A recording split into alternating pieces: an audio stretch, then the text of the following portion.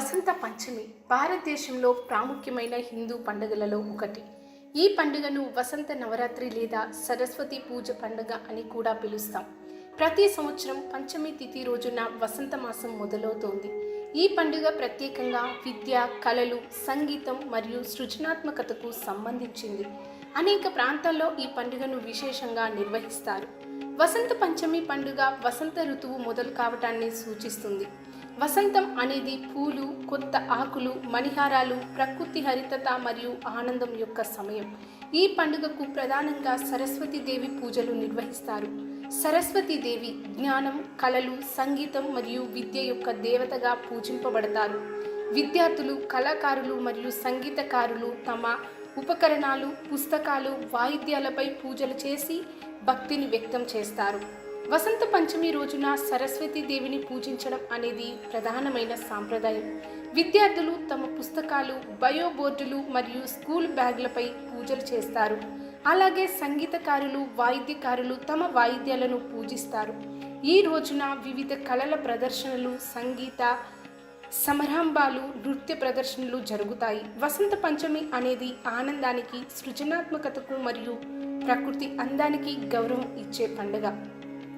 పండుగలో ఆహారం కూడా ముఖ్యమైన భాగం. పంచమి రోజున సరస్వతీదేవి పూజలో వివిధ సాంప్రదాయాలు పాటిస్తారు. వసంత పంచమి రోజు బంగాళదుంప, పెదవపళ్ళు, లడ్డు, పూరి వంటి వంటకాలు ప్రత్యేకంగా తయారు చేసి పూజలలో సమర్పిస్తారు. వసంత పంచమి పండుగ కొత్త ఆరంభాలకు సంకేతం. ఈ రోజున చేసే పూజలు భక్తి మరియు ఆశలు వ్యక్తం చేసే సమయం. విద్యార్థులు తమ భవిష్యత్తులో మంచి విజయం కోసం ప్రార్థనలు చేస్తారు. అలాగే కొత్త ప్రాజెక్టులు, వ్యాపారులు మొదలుపెట్టే సందర్భంలో ఈ రోజున పూజలు చేయడం చాలా శుభంగా భావించబడుతోంది. వసంత పంచమి అనేది కేవలం ఒక పండుగ మాత్రమే కాదు, ఇది ఒక అద్భుతమైన ఆధ్యాత్మిక అనుభవం కూడా. ఈ రోజున ప్రకృతితో అనుసంధాన్ని పెంచుకోవడం, శాంతి మరియు ఆనందం కోసం ప్రార్థించడం, కొత్త ఆరంభాల కోసం ఆశలు పెట్టుకోవడం లాంటివి మన జీవితంలో ముఖ్యమైనవి. వసంత పంచమి రోజున మనం ప్రకృతి అందాన్ని, విద్యను, కళను మరియు ప్రకృతితో అనుసంధానాన్ని గౌరవించాల్సిన సమయం.